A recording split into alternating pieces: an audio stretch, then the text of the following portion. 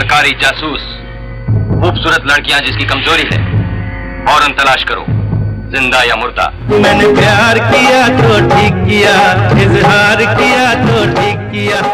अपने फिल्मी करियर में कई उतार चढ़ाव देखने वाले मिथुन चक्रवर्ती को अपने काले रंग का कई बार खामियाजा भुगतना पड़ा था, क्योंकि काली चमड़ी गांवने से मेकर्स अक्सर उन्हें रिजेक्ट कर देते थे। लेकिन बावजूद इसके मिथुन दा ने कभी हार नहीं मानी और ऋषि कपूर की साल 1975 में आई खेल खेल में और अमिताभ बच्चन की 1976 में आई दो अनजाने में बिना क्रेडिट के कुछ सेकंड का रोल करने के बाद काम किया 1976 में आई मर गया फिल्म में। और किस्मत देखिए, मिथुन दा अपनी पहली फिल्म के लिए बेस्ट एक्टर का नेशनल अवार्ड जीतने के बाद भी स्ट्रगल ही कर रहे थे। लेकिन जैसे साल 1967 में आई फर्ज फिल्म ने जितेंद्र के सुस्त पड़े करियर को पूर्ति का करंट लगा दिया था, ठीक वैसा ही कुछ सुरक्षा फिल्म ने मिथुन चक्रवर्ती के साथ साल 1979 में किया।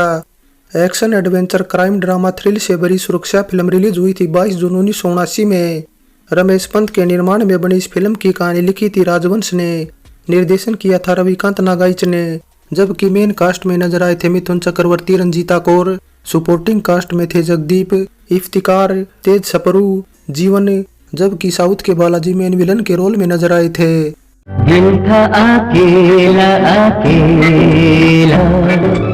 बप्पी लहरी के संगीत तले गीत लिखे थे फारूक केसर और रमेश पंत ने, जिनके लिखे 6 गीत रखे गए थे फिल्म में। दुनिया है उसी की शान जिसकी नारी है। सुरक्षा फिल्म का गीत संगीत कुछ खास नहीं चला था। वैसे बात करें सबसे ज्यादा पसंदीदा गीतों की तो वो था रमेश पंत का लिखा हुआ किशोरदा का गाया मैंने प्यार किया तो ठीक किया, बप्पी लहरी व लता मंगेशकर का गाया दिल था अकेला और फारूक केसर का लिखा बप्पी लहरी वैनिटी पिंटो का गाया मौसम गाने का सबसे ज्यादा सुने जाने वाले गीत थे। जाने तुम कैसी कैसी चाल चलोगी, जाने कितनों का बुरा हाल करोगी। करीबन 2 घंटे 13 मिनट की गन मास्टर G9 सुरक्षा फिल्म को IMDb की तरफ से मिली 6.6 रेटिंग बताती है कि देखने वालों को इसकी कहानी पसंद है। इसलिए पहले बात करें इसके बजट व कमाई के आंकड़ों की, तो करीबन 40-50 लाख के बजट में बनी सुरक्षा फिल्म बॉक्स ऑफिस पर 1 करोड़ 75 लाख की कमाई कर सुपर हिट रही थी। लेकिन बावजूद इसके 27वें फिल्म फेयर में सुरक्षा फिल्म को एक नॉमिनेशन तक नसीब नहीं हुआ, जबकि इससे कम कमाई करने वाली फिल्मों को कई नॉमिनेशन नसीब हुए थे। अब मिथुन चक्रवर्ती की इस फिल्म को नॉमिनेशन कुछ इस वजह से भी नहीं मिला क्योंकि यह कुछ ज्यादा ही एक्शन थ्रिल से भरी फिल्म थी। वैसे काफी वक्त बर्बाद कर चुके हो, अब मर्दों की तरह मैदान में आओ। एक दौर था जब हिंदी सिनेमा के दर्शकों के पास न OTT था, न रंगीन टीवी था और न ही मौजूद था इंटरनेट, जहां आज फिल्मों का गोदाम भरा पड़ा है। ऐसे में जेम्स बॉन्ड से इंस्पायर्ड फिल्मों के नाम पर गिनती की जासूसी फिल्में थी, जिन्हें देखकर सभी खुश हो लेते थे। और गिनती की फिल्मों में भी फर्ज, कीमत और सुरक्षा तो रविकांत नागाइच के ही निर्देशन में बनी फिल्में थी। लेकिन सुरक्षा फिल्म मिलने के समय तक मिथुन चक्रवर्ती का करियर रफ्तार नहीं पकड़ पाया था, जबकि फिल्म की हीरोइन रंजीता कौर तब तक ऋषि कपूर के साथ लैला मजनू जैसी फिल्म के जरिए सुपरस्टार बन चुकी थी। इसलिए रंजीता को तब यही लगता था कि उन्होंने मिथुन दा जैसे स्ट्रगल एक्टर के साथ फिल्म साइन करके गलती कर ली है। ऐसा रंजीता को इसलिए भी लगा क्योंकि उन्होंने अपने करियर की दूसरी फिल्म अखियों से झरोखे के लिए फिल्म फेयर में बेस्ट एक्ट्रेस का और पति पत्नी और वो के लिए बेस्ट सपोर्टिंग एक्ट्रेस का नॉमिनेशन मिला था। ऐसे में ऋषि कपूर, संजीव कुमार और सचिन पिंगलोंकर जैसे सितारों के साथ काम करने के बाद रंजीता को मिथुन दा के साथ काम करना अपनी इमेज के अकॉर्डिंग थोड़ा कम लग रहा था। इसीलिए शूटिंग के दौरान भी वे कुछ ऐसा ही सोचती रहती थी। लेकिन उन्हें भरोसा था निर्देशक रविकांत नागाइच पर, जिन्होंने इससे पहले कई बड़ी फिल्में हिंदी सिनेमा को दी थी। रविकांत ने इससे पहले जितेंद्र के साथ फर्ज, राजेश खन्ना के साथ द ट्रेन, धर्मेंद्र के साथ कीमत और फिरोज खान के साथ काला सोना जैसी बेहद ही पॉपुलर फिल्में बनाई थी। और जिस तरह रवि ने बतौर निर्देशक अपनी डेब्यू फिल्म फर्ज से जितेंद्र के डूबते करियर को बचाया था, ठीक वैसी उम्मीद मिथुन चक्रवर्ती भी लगाए बैठे थे, क्योंकि सुरक्षा फिल्म फर्ज की तरह जासूसी पर बेस्ड थी। अब कहने को बेशक सुरक्षा फिल्म को फर्ज व कीमत से कंपेयर किया जा रहा था, लेकिन थी दरअसल ये जेम्स बॉन्ड सीरीज की फिल्मों से इंस्पायर्ड, क्योंकि मिथुन दा फिल्म की शुरुआत से ही जेम्स बॉन्ड की तरह लड़कियों के साथ रंगरलियां मनाते नजर आए थे। और सुरक्षा फिल्म के नाम के आगे गन मास्टर G9 इसी वजह से जोड़ा गया था, क्योंकि जिस तरह जेम्स बॉन्ड को 007 कोड नेम से जाना जाता है, उसी तरह सुरक्षा फिल्म में मिथुन दा को भी G9 कोड नेम से जाना जाता है।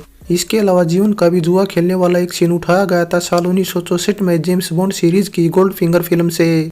अब इसे मिथुन दा की मेहनत का नतीजा कहें या फिर मेहनत का फल। अनफॉर्चुनेटली उसी साल जेम्स बॉन्ड सीरीज की एक फिल्म ऑक्टोपसी की शूटिंग भी भारत में ही हो रही थी और हॉलीवुड फिल्में सितारे जब किसी दूसरे देश जाते हैं या किसी दूसरे देश के पत्रकारों को इंटरव्यू देते हैं, वहाँ की कुछ पॉपुलर चीज़ों के बारे में पहले से रिसर्च करके रखते हैं। इसलिए ऑक्टोपसी फिल्म में जेम्स बॉन्ड का किरदार निभाने वाले एक्टर रोजर मूर से जब हिंदी फिल्मों के बारे में सवाल पूछा गया तो उन्होंने नाम लिया मिथुन चक्रवर्ती का और कहा कि उन्हें पता चला कि एक जासूस यहाँ भारत में भी अच्छा काम कर रहा है। जिसके बाद मूर ने मिथुंदा को न केवल इंडियन जेम्स बॉन्ड कहा बल्कि तारीफ करते हुए ये भी कहा कि मिथुंदा की कदकाठी उनसे भी बेहतर है। ऐसे में रोजर मूर के इस बयान ने मिथुंदा का नाम रातों रात मशहूर कर दिया और कहीं न कहीं उनके फैन को भी जश्न मनाने का मौका दे दिया। हालांकि अखबार तब इतना फिल्मों की खबरें छापते नहीं थे और मैगजीन भी तब घर घर आती नहीं थी, लेकिन मिथुंदा का नाम गन मास्टर जी नाइट सुरक्षा फिल्म के साथ घर घर पहुंचने लगा था। अब मिथुंदा से जुड़ी एक इंटरेस्टिंग बात यह भी बताते चले कि मिथुंदा ने अपनी अलग पहचान बनाने के लिए डांस का अपना एक अलग अंदाज क्रिएट किया था और बेल बॉटम की मोहरी में चैन का आधा हिस्सा सिलवाने का फैशन भी मिथुंदा ने ही शुरू किया था। और यहाँ तक कि उनके फैन जब उन्हीं की तरह मोटे सोल वाले जूते पहनकर चलते थे तो अमिताभ, धर्मेंद्र, राजेश खन्ना और जितेंद्र के फैन उनसे जलने लगते थे। इसके अलावा सिनेमा में समाजवाद भी मिथुंदा से ही शुरू हुआ था, क्योंकि मिथुंदा ज्यादा पढ़े लिखे नहीं थे, खूबसूरत और तीसमारखा भी नहीं थे, इसीलिए उन्हें सर्वहारा समाज का हीरो कहा जाता था। इसके अलावा मजदूरों, कामगारों और रिक्शा वालों के बीच मिथुंदा की ऐसी इमेज बन गई थी कि जब इसी साल 1979 में सुहाग फिल्म रिलीज हुई तब कुछ लोग ये भी कहने लगे कि उनका हीरो अमिताभ बच्चन नहीं बल्कि धूप में तपता काला हुआ और उनके आसपास से ही निकला मिथुन चक्रवर्ती है। बस लोगों की इन्हीं भावनाओं ने आगे चलकर पहले तो मिथुंदा को डिस्को डांसर बनाया और फिर देश का हाईएस्ट इनकम टैक्स पेयर भी बना दिया। वैसे डिस्को पर थिरकने की मिथुंदा की शुरुआत होती सुरक्षा फिल्म के इस गीत से। मौसम है गाने का बजाने का। इसके अलावा सुरक्षा फिल्म से जुड़ा एक किस्सा ये भी बेहद खास है कि मिथुंदा का जो हेयर स्टाइल हमें इस फिल्म में देखने को मिला वो उस जमाने में लाखों युवाओं का स्टाइल बन गया था। मिथुंदा के स्टाइल को हेयर स्टाइलिस्ट सिराज ने बनाया था, जो तभी से मिथुंदा के पर्सनल हेयर स्टाइलिस्ट बन गए थे। वैसे अपने स्ट्रगल के दिनों में मिथुंदा ने जो भी साथी बनाए थे उनसे अब भी उन्हें उतना ही लगाव है और उनका ज्यादातर स्टाफ अब भी वही है जो स्ट्रगल के दिनों में था, जिसने मिथुंदा के सुपरस्टार के दिन भी देखे। और यहाँ तक कि जब वे एकांतवास में ऊटी में रहने लगे थे तब भी उनके साथ साई की तरह थे, लेकिन वही साथ नहीं थे तेज सप्रू के पिता DK सप्रू, क्योंकि सुरक्षा तेज सप्रू की डेब्यू फिल्म थी। तेज सप्रू बताते कि निर्देशक रविकांत नागज मिथुंदा और रंजीता के साथ एक्टिंग करने के लिए एक नए एक्टर को तलाश कर रहे थे। बस इस तरह उन्हें फिल्म मिल गई, लेकिन अफसोस तेज अपने पिता DK सप्रू को फिल्म नहीं दिखा पाए, क्योंकि जब फिल्म रिलीज हुई तब DK काफी बीमार चल रहे थे। हालांकि कई बार ऐसा भी लगा कि DK ठीक हो जाएंगे, लेकिन अचानक फिर से तबीयत खराब हो जाती। ऐसे में हॉस्पिटल से अंदर बाहर होते होते 20 अक्टूबर 1979 को DK सप्रू दुनिया को अलविदा बोल गए। वैसे DK बेटे तेज का डेब्यू तो नहीं देख पाए, लेकिन बेटी प्रीति की डेब्यू फिल्म अबरी उन्होंने जरूर देखी थी, क्योंकि अबरी साल 1978 में रिलीज हुई थी जब DK की सेहत कुछ ठीक थी।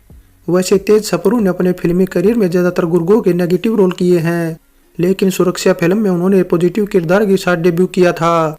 और सुरक्षा फिल्म अगर तेज सप्रू की डेब्यू फिल्म थी तो साउथ के बालाजी की बतौर विलन डेब्यू फिल्म थी।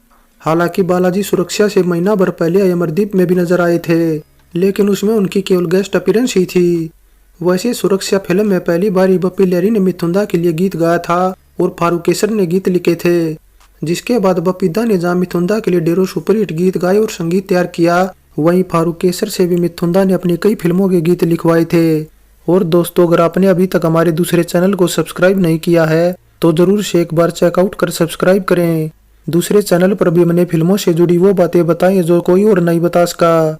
चैनल का लिंक नीचे डिस्क्रिप्शन बॉक्स में और वीडियो का लिंक ऊपर आई बटन में है।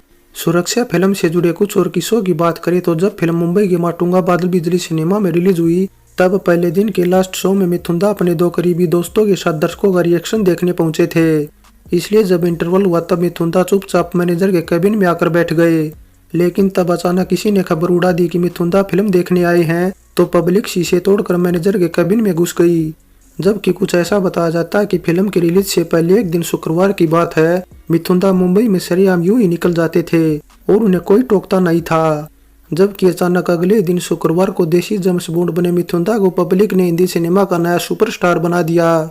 ऐसे में दिसंबर 1979 में फिल्म फेयर मैगजीन को दिए अपने एक इंटरव्यू में मिथुंदा बताते हैं कि सुरक्षा फिल्म में उन्हें एक बड़ा ब्रेक मिला था और फिल्म की कामयाबी उन्हें वाकई आश्चर्यचकित करती है। और अगर ईमानदारी से कहे तो उन्होंने फिल्म में काफ़ी कम एक्टिंग भी की थी, लेकिन कमर्शियल होने से फिल्म चल निकली। और मरग्या फिल्म के बाद जो निर्माता निर्देशक उन्हें आदिवासी कहकर रिजेक्ट कर देते थे, वही निर्माता अब उन्हें मेन रोल ऑफर कर रहे हैं। वैसे सुरक्षा फिल्म की सफलता को देखते हुए रविकांत नागाइच ने मिथुंदा के 7 साल 1981 में इसका वारदात टाइटल से सीक्वल भी बनाया था, और तब भी मिथुंदा का जादू चला था और फिल्म हिट हुई थी। जबकि इसके बाद साल 1995 में सुरक्षा टाइटल से आई फिल्म इतनी कुछ खास कामयाब नहीं हो पाई थी। थोड़ी बात अब शूटिंग लोकेशन को लेकर करें तो फिल्म की मोस्टली शूटिंग पूरी हुई थी तमिलनाडु में इंडोर और आउटडोर लोकेशन पर। जहां इंडोर सीन फिल्माए गए थे चेन्नई के AVM स्टूडियो, विजया स्टूडियो, थिरुपरम कुंद्रम के चित्रकला मूवी टोन स्टूडियो में। वहीं आउटडोर सीन फिल्माए गए थे चेन्नई के आसपास की लोकेशन पर, जिस वजह से सुरक्षा फिल्म कम बजट में ही बनकर तैयार हो गई थी। फाइनली सुरक्षा फिल्म जेम्स बॉन्ड की फिल्मों की तरह ही आगे बढ़ती है और रविकांत नागाइच पर्दे पर उसे उसी अंदाज में पेश करने की कोशिश भी करते हैं, लेकिन फिल्म का बजट बार बार उनकी कल्पना की रियलिटी बताता रहता है, क्योंकि फिल्म में तमाम सीन ऐसे दिखाए गए थे जिसमें बच्चों के खेलने वाले खिलौनों की मदद ली गई थी, लेकिन वो रविकांत ही थे जिनका निर्देशन इसे खराब नहीं लगने देता। इसलिए देसी जुगाड़ से देसी जेम्स बॉन्ड बनाने की कोशिश रविकांत और उनकी टीम ने की। लोगों ने उसकी खूब तारीफ की और ऐसी अजीबोगरीब चीजों पर ज्यादा ध्यान ही नहीं दिया। बस इस तरह मील का पत्थर साबित हुई सुरक्षा फिल्म के बाद मिथुंदा ने धीरे धीरे अपनी फिल्मों का कद बढ़ाना शुरू किया और पहले फैमिली क्लास और फिर बालकोनी क्लास तक की ऑडियंस में अपनी जगह बना ली। और रंजीता कौर जी ने सुरक्षा फिल्म में मिथुंदा के साथ शुरुआत में काम करने का पछतावा महसूस हो रहा था। इसके बाद मिथुंदा के अपोजिट उन्होंने सबसे ज्यादा फिल्मों में काम किया था। ओल्ड इज गोल्ड में गन मास्टर G9 सुरक्षा फिल्म पर हमारी ये पेशकश कैसी लगी नीचे कमेंट कर बताएं। अच्छी लगी है तो लाइक और शेयर करने के साथ चैनल सब्सक्राइब करें। तो चलते हैं, फिर मिलेंगे एक और नई वीडियो के साथ।